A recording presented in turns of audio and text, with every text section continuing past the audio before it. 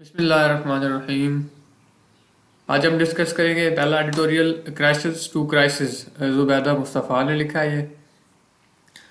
तो इसमें जो हम टॉपिक्स डिस्कस करने जा रहे हैं, इसमें जो मेन डिस्कशन हमारी होगी वो पाकिस्तान की सोशियो इकोनॉमिक क्राइसिस के बारे में है कि पाकिस्तान किस तरह से आए दिन किसी न किसी नए क्राइसिस में फंसता जा रहा है।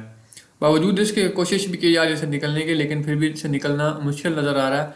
तो इसकी वजूहत क्या है, ऐसा क्यों हो रहा है। आगे मजीद राइटर इसमें बताते हैं कि फिलंथ्रॉपी जो है ना, उसके बारे में डिस्कशन करते हैं। फिलंथ्रॉपी में बात करेंगे वो क्या होती है और उसका पाकिस्तान की इकोनॉमी में क्या रोल है फिलंथ्रॉपी का, ये हम डिस्कस करेंगे इसमें। दूसरा एडिटोरियल हमारे पास है द ग्रेट गेम। तो ये ग्रेट गेम जो है ये बेसिकली ब्रिटिश और रशियन जो कन्फ्रंटेशन है 19th सेंचुरी में रशियन एम्पायर की और ब्रिटिश एम्पायर की मुख्तलिफ, जैसे वो अपनी एक्सपेंशन कर रहा है तो उस दौरान में उनके आपस में होने वाले जो क्लैशेस थे उसके बारे में है ये। और ये फोकस कर जो करता है वो बेसिकली पाकिस्तान और यूक्रेन के भी जो हालात बन रहे हैं उस पर फोकस कर रहा है। और ये लिखा है अनिला शहजाद ने। तो दोनों ही जो आर्टिकल्स हैं काफ़ी इंफॉर्मेटिव और इंटरेस्टिंग होने वाले हैं।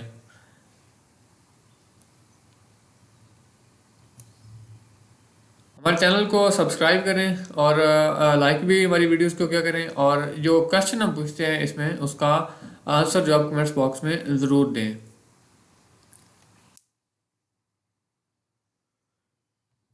बिस्मिल्लाहिर्रहमानिर्रहीम। इन तजतनिबू कबाइर मा तुनहौना अन्हु नुकफ्फिर अन्कुम सय्यिआतिकुम व नुदखिलकुम मुदखलन करीमा।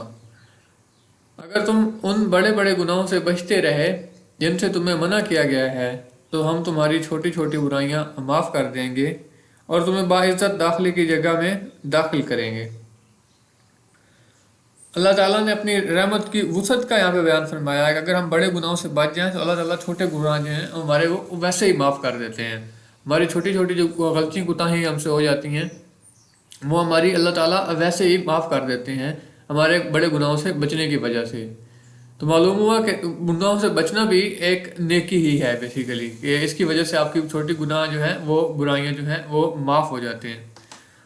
बड़े गुनाहों से क्या मुराद है? बड़े गुनाहों से जो उलमा कहते हैं कि इसमें है कि कुरान और हदीस में जिन पर साफ साफ दोज़ख की वईद आई है तो वो जो है बड़े गुनाह है, कबीरा गुनाह है। अब मिसाल के तौर पे अल्लाह के ताला के साथ शिरक करना ये बड़ा गुनाह है, वालिदैन की नाफरमानी करना ये बड़ा गुनाह है, इसी तरह किसी को नाहक कत्ल करना ये भी बड़ा गुनाह है, शराब नोशी, पाक दामन औरतों पर तोहमत लगाना, ये सब जो है वो बड़े गुनाह हैं। तो इनकी तादाद मुख्तलिफ उलमा ने मुख्तलिफ बताई है, कुछ 70 से लेकर 700 तक इनकी तादाद जो है उलमा ने बताई, इसको जिक्र किया है ऐसे गुनाहों का जिनमें जिनको कबीरा गुनाह की जो है कंसिडर किया जा सकता है। तो अगर हमें चाहिए कि हम ऐसे बड़े गुनाहों से बचें। मिसाल के तौर पर आप शिरक की बात करते हैं तो शिरक ऐसा है, ऐसी एक चीज़ है, इन्ना शिरक लज़ुल्मुन अज़ीम, कि शिरक जो है ये एक बहुत बड़ा जुल्म है। यानी कि शिरक ऐसी चीज़ है कि अल्लाह ताला ने फरमाया कि मैं बाकी हर चीज़ को, अगर बंदा मर जाए तो उसने शिरक ना किया तो उसके हर गुनाह को माफ़ करने की उम्मीद है, लेकिन अल्लाह ताला शिरक को कभी माफ़ नहीं करेंगे। तो ये चीज़ जो है एक ऐसे बड़े गुनाहों से बचना चाहिए कि जिन पे अल्लाह ताला ने अपनी गज़ब की वईद सुनाई है। तो अल्लाह, अगर हम इनसे बचते रहें तो अल्लाह ताला अपनी रहमत से हमारे छोटे गुनाहों को माफ़ फरमा देंगे और हमें मुदखलन करीमा यानी इस बाइज़्ज़त दाखिले की जगह यानी जन्नतुल फिरदौस में दाखिल फरमाएंगे इंशाअल्लाह।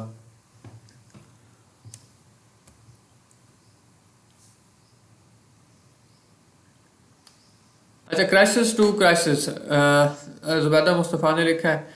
तो इसमें हम जो बेसिक टॉपिक्स डिस्कस करेंगे पाकिस्तान की सोशल और इकोनॉमिक क्राइसिस जो पाकिस्तान में चल रहे हैं उसके बारे में, उसकी वजूहत क्या हैं, उसके क्या इम्पैक्ट्स पड़ रहे हैं, और जो है रोल ऑफ फिलंथ्रॉपी पाकिस्तान की इकॉनमी, फिलंथ्रॉपी क्या होती है, उसका पाकिस्तान के इकॉनमी में क्या उसका इम्पैक्ट्स हैं, वो हम इसमें डिस्कस करने जा रहे हैं।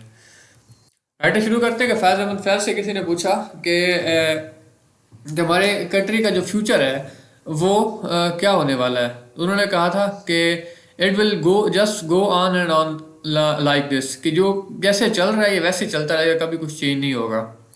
तो उसकी बात, उनकी बात ये काफ़ी हद तक ठीक भी नज़र आ रही है कि कभी तक हमारा सिस्टम वैसे का वैसा ही चल रहा है, क्राइसिस में ही चल रहा है। और अभी जो एक नया हमारे लिए एक क्राइसिस इमर्ज होकर सामने आया, वो लॉस ऑफ ह्यूमैनिटी है, कि हमारे हमारे अंदर से इंसानियत और का जो जज्बा था, अब वो भी आहिस्ता आहिस्ता उठता जा रहा है। लिविंग कंडीशन जो है वो आगे जो मज़ीद हैं वो लोगों के लिए इम्पावरिश्ड, जो पहले से गरीब लोग हैं उनके लिए मज़ीद जो है बद से बदतर होती जा रही हैं। सबसे बड़ा जो इशू हमारे लिए फेस जो राइटर हम डिस्कस करने जा रहे हैं, इसमें वो राइटर जो है पाकिस्तान के जो क्राइसिस की वजूहात है बेसिक, वो डिस्कस कर रहे हैं कि कौन कौन सी वो चीज़ें जो हमारे क्राइसिस हैं और उनकी वजूहात क्या है, उनको कैसे जो है ख़त्म करना हमारे लिए पॉसिबल है। तो पहला वो कहते हैं कि break down of moral fibre, के हमारे अखलाकी अकदार को जो है वो रोज़ बरोज़ जो है वो ख़राब होती जा रही हैं। हमारा एक माशरती जो ज़मीर था, सोशल कॉन्शियस है, वो जो है दिन ब दिन हमारा मुर्दा होता जा रहा है। हमारी अकदार, हमारी जस्टिस यानी कि इंसाफ के लिए आपका रिस्पेक्ट, एगलिटेरियनिज्म होता है। एगलिटेरियनिज्म जो ये एक होता है कि इक्वालिटी, कि इक्वालिटी लोगों के दरमियान कितनी है, ये लोगों के दरमियान से मसावत परस्ती का जो जज्बा है वो निकलता जा रहा है। इंटेग्रिटी, यूनिटी पाकिस्तान के अब आवाम के अंदर ख़त्म होती जा रही है। तो ये हमारा मोरल फाइबर क्या, यानी अखलाकी अकदार का एक बहुत बड़ा फुकदान जो है वो हमारे सामने आ रहा है। स्ट्रेटिफिकेशन जो होता है, इसका मतलब होता है कि लोगों का दर्जा बदर्जा अपनी क्लासेस में तकसीम कर दिया जाना, उनकी ग्रुपिंग कर देना, स्ट्रेटिफिकेशन इसको कहते हैं। तो हैव्स रॉबिंग, अच्छा हैव्स होता है कि जो लोग सुपीरियर क्लास होती है किसी भी नेशन की, जिनके पास मतलब वेल्थ ज़्यादा होती है, पावर ज़्यादा होती है, तो ये लोग जो है ये गरीबों के ऊपर ये अपना मतलब उनको रॉब कर रहे हैं, उनसे सारी कुछ चीज़ें जो हैं वो छीनते जा रहे हैं आहिस्ता आहिस्ता। तो ये स्ट्रेटिफिकेशन जो हुई है हमारे माशरे में, दर्जा बंदी हुई, तकसीम हुई है, उसकी वजह से अमीर जो है वो गरीबों के ऊपर एक बोझ बनते जा रहे हैं और उनको उनकी सेल्फ जो रिस्पेक्ट है उससे महरूम कर रहे हैं। इसके अलावा जो सबसे बड़ा मसला है कि मैसेज जो अवाम है, जो इसका सबसे बड़ा विक्टिम है, वो इसकी पावर ही नहीं रखते, उनके पास इतनी स्ट्रेंथ ही नहीं है कि वो इसके लिए अपनी हक के लिए किसी की आवाज़ उठा सकें, अपने ज़ालिमों के खिलाफ वो लड़ सकें। उनको एक माजूर बना के रख दिया गया हमारे माशरे ने, एजुकेशन से दूर रख के। एजुकेशन की ना होगी तो उनके अंदर इसकी जो है वो उनके पास इस चीज़ का उन्हें पता ही नहीं है कि हमारे जो राइट्स हैं क्या। जब उनको पता नहीं होगा तो उसको कभी अचीव ही नहीं कर सकेंगे। एजुकेशन क्राइसिस की बात करें तो पाकिस्तान के 30 मिलियन जो बच्चे हैं, तकरीबन 3 करोड़ के करीब बच्चे वो स्कूल में जा ही नहीं सके, वो स्कूल से बाहर हैं। और जो स्कूल जा रहे हैं तो वो भी रोट लर्निंग, वही जो सिस्टम रटा रटाया सिस्टम हमारा चला आ रहा है शुरू से, उसी के ऊपर वो चलते जा रहे हैं और उस पर कोई तब्दीली नहीं आ रही। अब इसमें आप देख सकते हैं कि पाकिस्तान का लिटरेसी रेट इंडिया और बांग्लादेश जो पाकिस्तान के नेबर्स हैं इनसे बहुत कम है पाकिस्तान का लिटरेसी रेट। अगर लिटरेसी रेट में भी देखें तो फीमेल लिटरेसी रेट पाकिस्तान का बहुत ही कम है मेल लिटरेसी रेट की निस्बत। अब मेल लिटरेसी देखें तो 69.5% है, लेकिन अगर देखें तो ये 2015 के एस्टिमेट्स की बात कर रहे हैं, और फीमेल लिटरेसी रेट जो है 45.8% है। तो ये बहुत ही कम है, और पाकिस्तान को खासकर फीमेल लिटरेसी रेट पे जोर देने की ज़रूरत है। पॉपुलेशन ग्रोथ ये पाकिस्तान का एक बहुत बड़ा इशू है, एक क्राइसिस है पाकिस्तान के लिए, कि रूलर्स जो हमारे जो हुक्मरान हैं इस चीज़ पे फेल हो चुके हैं कि किस तरह के जो पॉपुलेशन को इसको किस तरह से कंट्रोल किया जा सकता है।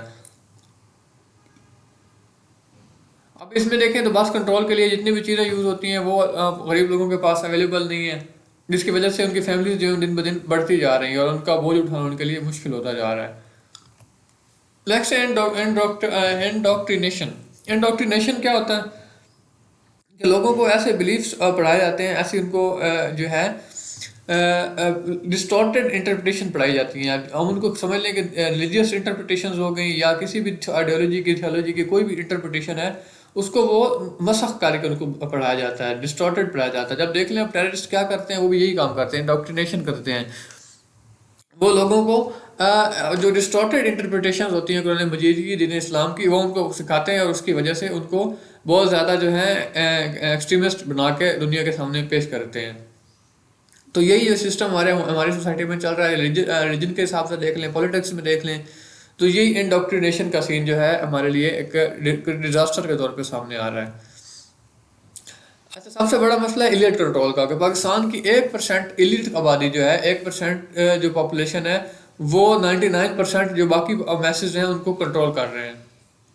पॉलिटिकल पार्टीज के पास लैक ऑफ जो है यूनिटी ऑफ पर्पस है, यानी कि उनके पास कोई पर्पस है क्या ही नहीं, हर हर बंदे ने अपना मुंह अपनी साइड पर रखा हुआ है। इसी वजह से इस्टेब्लिशमेंट जो है वो जो है डिवाइड एंड रूल पे अमल करती हुई हमारे पूरे सिस्टम पे वो रूल कर रहे हैं।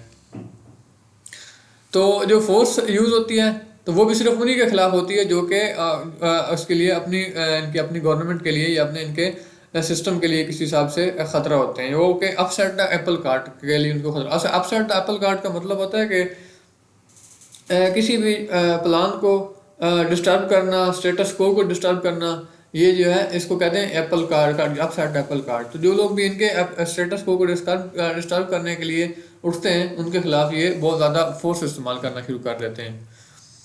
पाकिस्तान में पावर ग्रुप्स हैं, ये भी बने हुए हैं। ये भी सबसे बड़ा पाकिस्तान के लिए कैसे थे कि पाकिस्तान के अंदर ये बहुत ज़्यादा स्ट्रेटिफिकेशन है, बहुत ज़्यादा ये क्लासिफिकेशन तकसीम कर दी गई है कि ये चांदे के लोग जो हैं वो पूरे सिस्टम को कंट्रोल कर रहे हैं।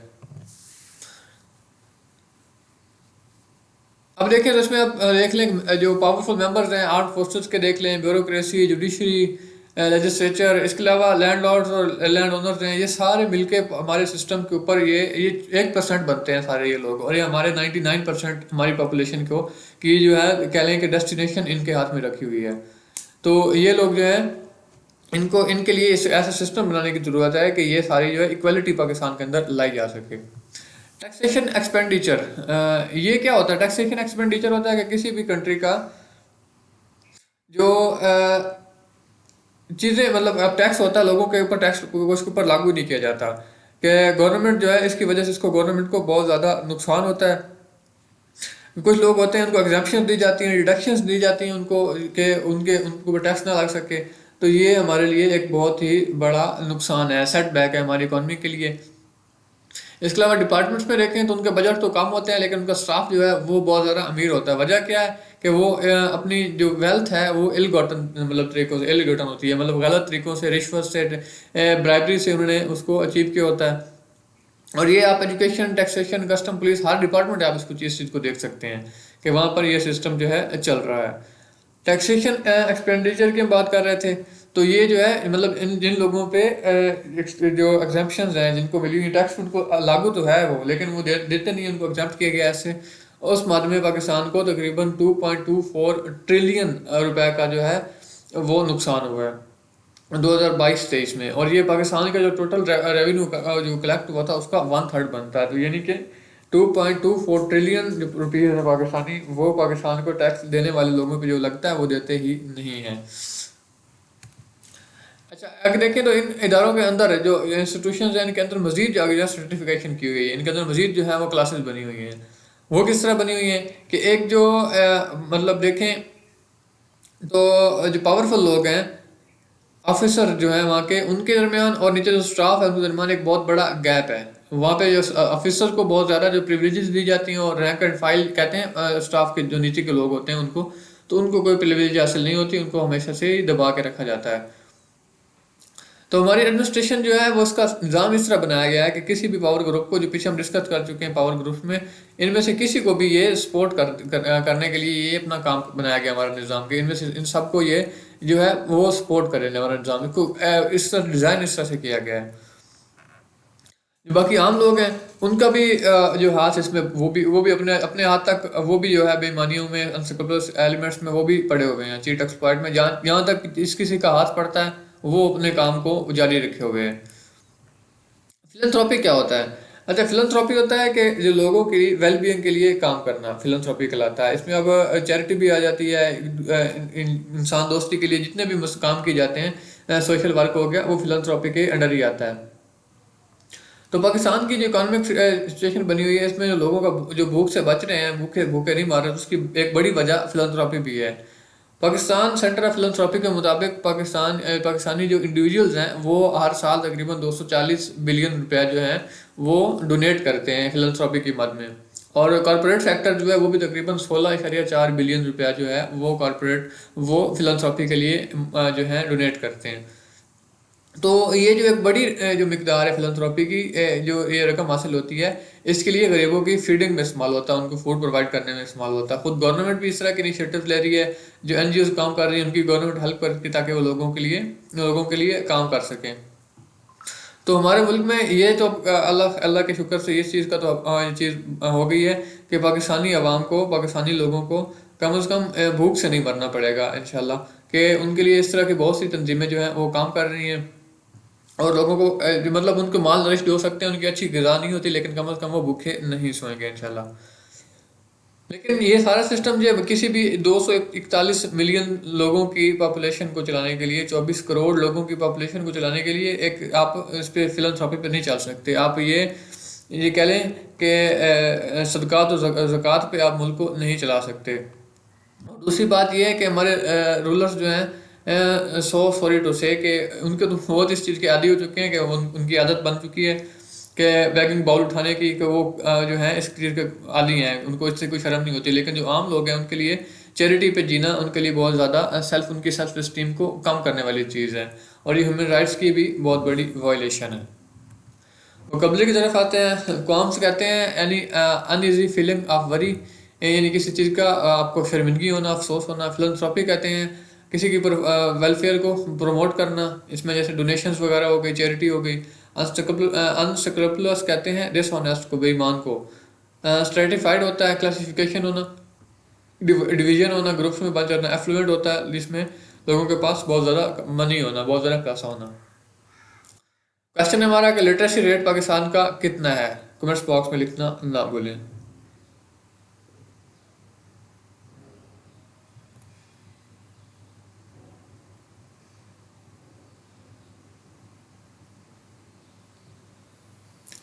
चला ग्रेट गेम 2.0 अनिला शहजाद ने लिखा है। इसमें हम इंट्रोडक्शन जो बेसिकली है वो ग्रेट गेम क्या थी 19th सेंचुरी की, उसके बारे में बात करेंगे। यूएसए का ग्रेट गेम में क्या रोल था, और अभी करंटली पाकिस्तान और यूक्रेन जो है वो ग्रेट गेम का किस तरह से हिस्सा बनने जा रहे हैं, तो ये हम इसमें डिस्कस करेंगे। ग्रेट गेम जो है ये बेसिकली 19th सेंचुरी में रशियन और ब्रिटिश एम्पायर के दरमियान में थी। ये क्या थी, अफगानिस्तान और पर्शिया पे अपना जो है तसल्लुत कायम करने में, उनको अपने डोमेन के अंडर लाने में, उनको अपनी कॉलोनी बनाने के लिए वो जो सारा काम कर रहे थे, तो इसको ग्रेट गेम का नाम दिया जाता है। उन्होंने जितनी भी इसमें ट्रिक्स की हैं, साजिशें की हैं, इन दोनों कंट्रीज़ को, रशिया और सॉरी अफगानिस्तान और पर्शिया को अपनी अपनी डोमेन्स में शामिल करने के लिए, जो एक टग ऑफ वार था दोनों स्टेट के एम्पायर्स के दरमियान, रशियन और ब्रिटिश एम्पायर के दरमियान, उसको ग्रेट गेम कहते हैं। रशियन एक्सपेंशन की बात करें तो रशिया जो है वो सेंट्रल एशिया के तक वो उसकी जो है एम्पायर फैल चुकी थी, जो कि पहले पर्शिया के अंडर था, और ओटोमन्स के अंडर जो कॉकेशस का एरिया था उसको भी ये अपने एनेक्स कर चुके थे, उसको फतह करते जा रहे थे, और ईस्टर्न यूरोप तक ये पहुंच चुके थे। ब्रिटिश कॉलोनाइजेशन की बात करें तो यह आप देख सकते हैं कि इंडियन सब कॉन्टिनेंट, बर्मा और चाइना तक इन्होंने अपनी जो है कॉलोनीज बना रखी थी। इसके अलावा अगर जो ये जब सारा कॉलोनियल एक्सपेंशन हो रही थी, तो ये सिर्फ एशिया में नहीं थी, बल्कि इसके बहुत से दूसरी जगहों पे भी हो रही थी। लेकिन जो एशिया में थी, ये दोनों एम्पायर जो है हेड टू हेड आ गई। हेड टू हेड किस तरह से आई, वही जब पहले डिस्कस कर चुके हैं कि अफगानिस्तान और पर्शिया के लिए मतलब ये एक बेसिक जो है, आप देख सकते हैं दुनिया के जितने भी सुपर पावर्स हैं उन्होंने अफगानिस्तान और पर्शिया, ईरान के ऊपर अपना तसल्लुत कायम करने के लिए बहुत ज़रूरी समझा। वजह क्या है कि इनकी जियोपॉलिटिकल जो है एक पोजीशन है, इनकी जियोग्राफी जो है वो पोजीशन है कि आप यहाँ से बैठ के आप पूरी दुनिया के ऊपर अपना तसल्लुत कायम कर सकते हैं। तो इसका खुद एतराफ़ ब्रिटिश जो है यूएसए के ऑफिशियल्स वो खुद इस चीज़ का एतराफ़ कर चुके हैं अपनी मुख्तलिफ किताबों में। तो अब बात कर रहे थे एक्सपेंशन की। रशियन जो एक्सपेंशन थी वो एक तरफ तो उस्मानियों के लिए, ओटोमन्स के लिए ख़तरा थी, उनकी काजार जो थी एम्पायर पर्शियन की, उसके लिए भी ख़तरा थी। इसके अलावा देखें तो ये यूरोप में भी अपनी एक्सपेंशन करते जा रहे थे। तो ये सारी चीज़ें मिलके एक बहुत बड़ा सेटबैक बन रही थी ब्रिटिश के लिए।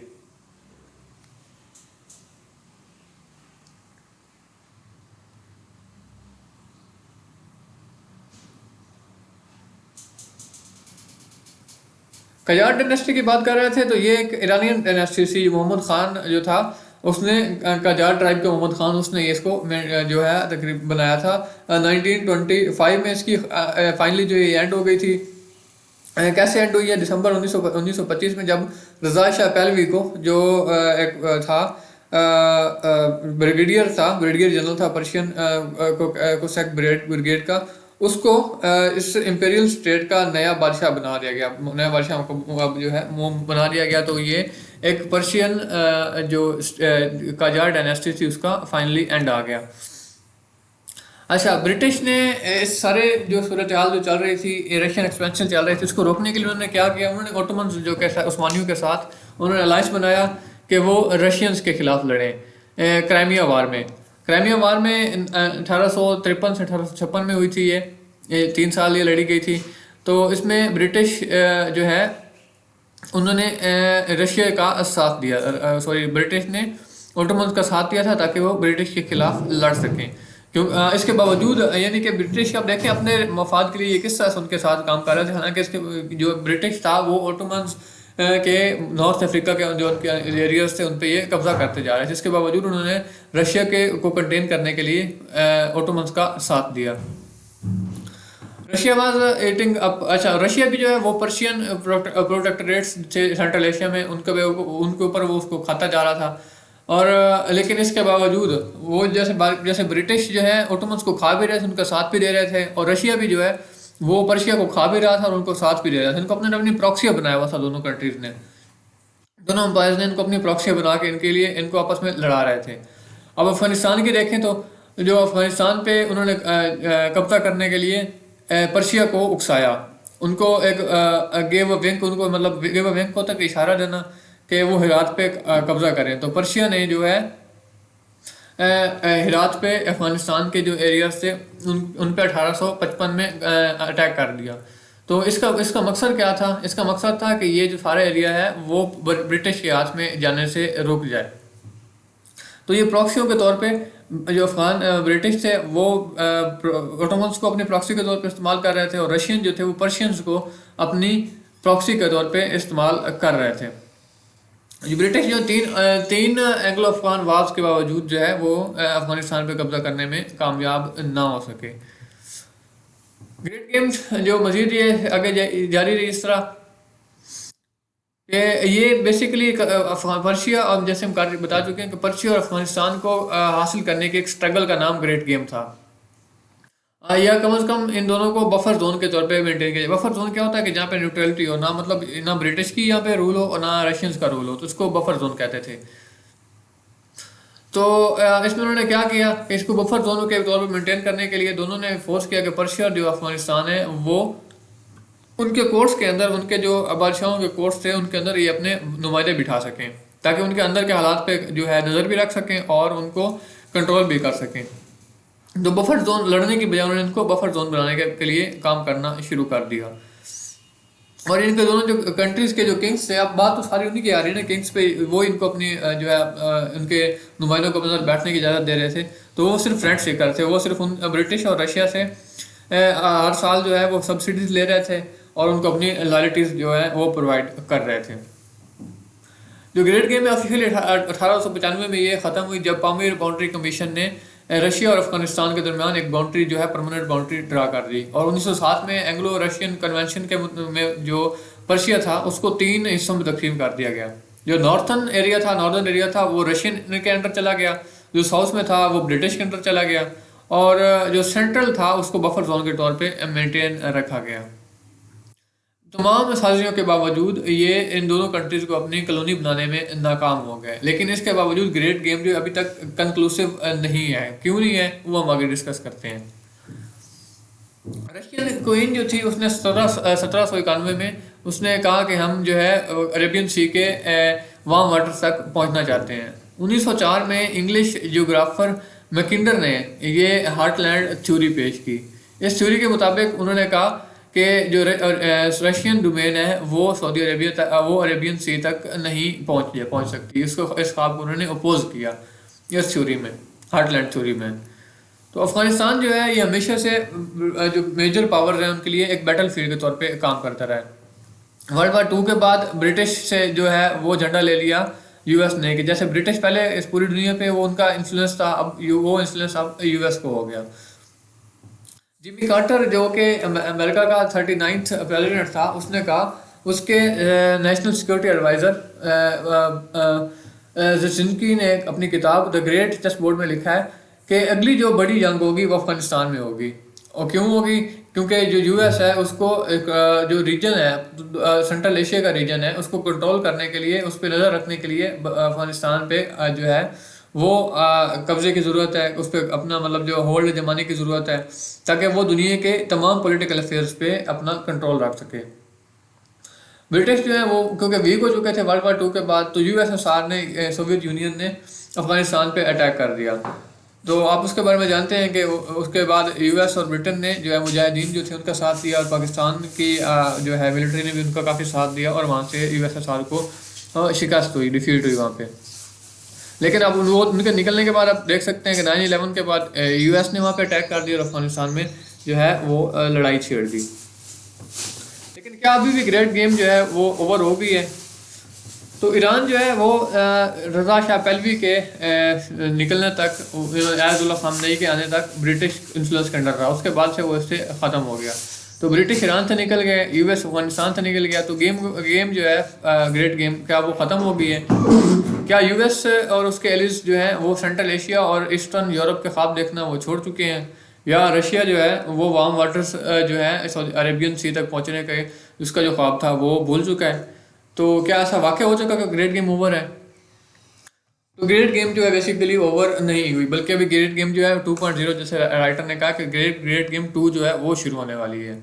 और अभी देखें तो ये इसकी प्रॉक्सीज इसमें कौन कौन सी होने वाली हैं? यूक्रेन और पाकिस्तान जो है बेसिक इसमें प्रॉक्सीज के तौर पे काम करेंगी। जैसे ब्रिटिश एम्पायर और रशियन एम्पायर के दरमियान में पर्शिया और अफगानिस्तान जो थे वो प्रॉक्सीज के तौर पे लड़ रहे थे। अभी जो है ये ग्रेट गेम जो है वो पाकिस्तान और यूक्रेन के प्रॉक्सीज के तौर पे ये चीज़ जो है वो शुरू करने वाले हैं। पाकिस्तान को किस तरह से कर रहे हैं? पाकिस्तान को अपने करीबी जो उसके हैं साथी उनके साथ लड़ाएंगे, नेबर्स हैं, और यूक्रेन के अंदर ये उसके इंटरनल पॉलिटिक्स के अंदर ये जो साजिशें करके उनको आपस में और रशिया के साथ उनका कन्फ्लिक्ट चल रहा है उसमें बढ़ाकर ये एक बहुत बड़ा जो है वो डिज़ास्टर क्रिएट करने जा रहे हैं। यूक्रेन वार भी देख सकते हैं, तो ये लोगों के यूक्रेनी लोगों के लिए बहुत बड़े जो डिजास्टर के तौर पे सामने आई है, और वो भी तो उनके जीतने के कोई चांसेस नहीं आ रहे हैं। इसके बावजूद यूएस जो है वो तकरीबन 61 बिलियन जो डॉलर्स है वो उनको वेपन के लिए देने जा रहा है। और यूक्रेनियन प्रेसिडेंट जेलेंस्की के मुताबिक वो अगले 10 साल के लिए आगे बाइडन के एडमिनिस्ट्रेशन के साथ वो मुआहदे कर रहे हैं कि उनको वेपन प्रोवाइड किए जाएँ। तो इसका मतलब ये है कि अभी मजीद वो 10 साल जंग लड़ने के लिए इनको पैसे दे रहे हैं अमेरिकन। यूएस जो है वो आगे इस वार को एक्सटेंड करने के लिए, इस डेथ को और डिस्प्लेसमेंट को जो हो रही है वापस को एक्सटेंड करने के लिए दे रहे हैं। क्यों दे रहे हैं? ताकि वो अपनी एक ग्लोबल जो हेजेमोनी है उनकी, ग्लोबल जो उनका एक इन्फ्लुएंस है उसको मेंटेन रखने के लिए वो सारा कुछ कर रहे हैं। तो अगर उनको इतना इसके लिए अपना तसल्लुत कायम कर रहे हैं कि ग्लोबली उनको अपना तसल्लुत जो है वो मेंटेन रखने के लिए अगर इतना कुछ पे करना पड़ जाए तो ये इनके लिए कुछ ज़्यादा नहीं है। तो वो क्या करेंगे? ज़्यादा से ज़्यादा अपने किसी भी अपने इसको अप्लाई करेंगे किसी अपने फॉरेन इसको सेक्रेटरी को, जैसे विक्टोरिया नुलैंड ने किया था। विक्टोरिया नुलैंड ने क्या किया है कि इसने यूक्रेन में जब राइजिंग हुई थी वहाँ पे इसका बहुत ज़्यादा हाथ था। दिसंबर 2013 में उसने अपनी स्पीच में कहा कि यूएस जो है वो अपनी $5 बिलियन जो है वो यूक्रेन के अंदर इन्वेस्ट करने जा रहा है। तो एक फ़ोन रिकॉर्डिंग फरवरी 2014 में जो अपराइजिंग वहाँ पे हुई थी यूक्रेन के अंदर, उसके बाद एक इसकी और यूएस एम्बेसडर की, एक जो यूक्रेन में यूएस का एम्बेसडर था उसके दरमियान और विक्टोरिया नुलैंड के दरमियान एक फ़ोन रिकॉर्डिंग जो है वो पकड़ी गई थी, यूट्यूब पे पब्लिश भी हुई थी, जिसमें ये कह रहे थे कि जो उधर वहाँ पे अभी अपराइजिंग चल रही है उसको कम करने के लिए यूक्रेनियन प्रेसिडेंट को किसी अपोजिशन लीडर को, अपोजिशन के किसी बंदे को प्राइम मिनिस्टर बनाना चाहिए, बनाना पड़ेगा। और उस प्राइम मिनिस्टर को वो बाकायदा उसमें नाम भी बता रहे थे कि फलां बंदे को अगर ये प्राइम मिनिस्टर बना दे तो वहाँ के हालात ख़त्म हो जाएंगे, तो ये जो है वहाँ के हालात ठीक हो जाएंगे। तो ये सारी जो चीज़ थी ये एक वाज़ह सबूत था कि वो उनकी इंटरनल पॉलिटिक्स के अंदर किस तरह से इन्वॉल्व हो रहे हैं। तो इंट्रिग्स इनटू यूक्रेन पॉलिटिक्स यही चीज़ जो है यही है कि साजिशें वो कर रहे थे उनकी अंदर पॉलिटिक्स के अंदर, तो अभी वो कर रहे होंगे। और राइटर ने यहाँ पे बड़ा अजीब सा नाम रखा है डोनाल्ड ट्रंप के लिए कि Jewish comedian with no political background, कि एक कॉमेडियन है जिसका पॉलिटिकल बैकग्राउंड भी नहीं है, उसको अपना प्रेसिडेंट बना रहा है यूएस, तो वो यूक्रेन को नेटो की जो है मेंबरशिप दिला देगा और यूं जो है ये एक सारा कन्फ्लिक्ट जो है वो शुरू हो जाएगा। रशिया और यूक्रेन के दरमियान ये जो जंग है वो मज़ीद बढ़ जाएगी और नेटो कूद पड़ेगी दरमियान में, और ये ग्लोबल कन्फ्लिक्ट का सूरत हाल अख्तियार कर जाएगी। उसका सारा फ़ायदा जो है वो अमेरिका को होगा, क्योंकि वो उसकी अपनी सरजमीन पे नहीं है, वो दूसरी प्रॉक्सीज से ये जंग लड़वा रहा है। तो उसका जो है, जैसे उसने अफगानिस्तान में किया था, इराक में देख लें, तो वो उधर जाके अब दूसरे मुल्कों में जाके जो है जंग लड़ता है अपनी जगह, तो इसका अपना नुकसान तो नहीं होता, लेकिन दूसरे मुल्कों का इसमें बहुत ज़्यादा नुकसान होता है। तो पाकिस्तान जो है इसको भी वो करैक्टर के तौर पे देख रहे हैं कि अफगानिस्तान के यूएस से अफगानिस्तान के निकलने के बाद अब सेंट्रल एशिया के उसके लिए उसका रास्ता बंद हो चुका है। वो क्या करने जा रहे हैं, वो या तो आपस में लड़ाएंगे यूएस को, पाकिस्तान और अफगानिस्तान को, या पाकिस्तान और ईरान को आपस में लड़ाएंगे, और इसके लिए उनके लिए वहाँ पे इंस्टेबिलिटी बढ़ जाएगी। इंस्टेबिलिटी बढ़ेगी तो उनका रास्ता जो है वो सेंट्रल एशिया तक वो जो है वाज़ हो जाएगा। अब ये इसमें रशिया और जो यूएसए है, ये इनके दरमियान जो ग्रेट गेम बनने जा रही है यूक्रेन और पाकिस्तान को लेके। तो ये भी इसमें रशिया यूएस क्या कर रहा है कि वो रशिया तक पहुंचने के लिए रास्ते ढूंढ रहा है, तो वो रास्ते उसको सेंट्रल एशिया के ज़रिए से मिलेंगे। जो सेंट्रल एशिया कैसे मिलेंगे, पाकिस्तान और ईरान को, या पाकिस्तान और अफगानिस्तान को आपस में लड़ा के वहाँ इंस्टेबिलिटी क्रिएट करके। तो इसमें वो पाकिस्तान को भी इस तरह से मज़ीद एड देने पर तैयार हो जाएंगे कि पाकिस्तान को देंगे एड अपनी जंग जो है वो लड़ने के लिए, ताकि वो अपना जैसे पाकिस्तान जो है अमेरिका की यूएसए की जंगी पाकिस्तान अपनी सरजमीन पर लड़ रहा था 9/11 के बाद, और पाकिस्तान इसमें अपना बहुत ज़्यादा नुकसान कर चुका है। 70,000 से ऊपर जो है वो अपने शोहदा पाकिस्तान के इसमें देखे गए हैं जंग में, और लाखों और करोड़ों का जो है वो पाकिस्तान का नुकसान भी इसमें हो चुका है। सिर्फ अपनी जंग पाकिस्तान की नहीं थी, ये यूएस की जंग थी, वो पाकिस्तान अपनी सरजमीन पर लड़ रहा था। तो पाकिस्तान के लिए भी अभी इसमें साइड चूज़ करने के लिए उनको बाकायदा इसमें कहा जाने लग चुका है। प्रेसिडेंट जो बाइडन ने अभी लास्ट मंथ ही कहा है कि पाकिस्तान और यूएस की जो पार्टनरशिप थी वो लोगों की सिक्योरिटी के लिए थी, उनके अपने लोगों की सिक्योरिटी के लिए भी, और दुनिया की सिक्योरिटी के लिए भी वो बहुत ज़रूरी थी। मतलब उनका कहने का ये था कि अगर पाकिस्तान उनके लिए लड़ता रहे तो ये एक दुनिया के लिए बहुत ज़्यादा पीसफुल चीज़ हो सकती है, उनके लोगों के लिए भी। उसका मतलब ये हो सकता है कि अगर वो यूएस जो है वो अगर एक और जंग नहीं लड़ेगा तो दुनिया का जो पीस है वो ख़तरे में पड़ जाएगा। और वो पाकिस्तान को वार्न भी कर चुके हैं कि चाइनीज़ और रशियंस को वार्म वाटर्स तक ना पहुंचने दिया गवादर के ज़रिए से, जिसमें मतलब कोई जंग भी लड़नी नहीं पड़ेगी, मेयर हैंडशेक के ज़रिए उनको वार्म वाटर तक पहुंचने से रोका जाए। तो ये बेसिकली ये पाकिस्तान से पूछ रहे हैं कि आप कौन सी साइड चूज़ करना चाह रहे हो ग्रेट गेम में, रशिया के साथ हो या हमारे साथ हो। तो अफ़गानिस्तान और जो ईरानियंस थे उन्होंने तो अपनी हिस्ट्री से सीख लिया है, और वो अभी इसको एब्सोल्युटली नॉट जो है फॉरेन इंटरवेंशन को इंटरेस्ट को वो कह चुके हैं। अब देख लें जो ईरानियंस हैं वो अमेरिका को आंखें दिखाते हैं, अफगान्स हैं वो जो है वो भी यूएस को अपनी आंखें दिखा रहे हैं। तो वो इस चीज़ से मतलब बिल्कुल ही फारिग हो चुके हैं कि वो किसी किस्म की बाहर की इंटरवेंशन को वो कबूल नहीं कर रहा है। अब पाकिस्तान पर डिपेंड करता है कि पाकिस्तान जो है वो क्या वो पाकिस्तान भी रेंट सीकर बनता है यूक्रेन की तरह, जैसे वो $61 बिलियन लेने लगे पाकिस्तान में, इस तरह कोई रेंट सीकर बन के इनकी जंग जो अपनी ज़मीन पे लड़ सकता है। और पाकिस्तान क्या चूज़ करेगा कि $1 बिलियन चूज़ करेगा या सॉवरेंटी चूज़ करेगा। तो ये हमारे ऊपर हमारे लीडरशिप के ऊपर डिपेंडेंट है कि पाकिस्तान आया कि वर्ल्ड इसका ग्रेट गेम कैसा बनता है या नहीं बनता। तो क्वेश्चन हमारा कि रशिया यूक्रेन वार किस डेट को शुरू हुई थी, किस दिन अटैक किया था रशिया ने, उसका आंसर आपको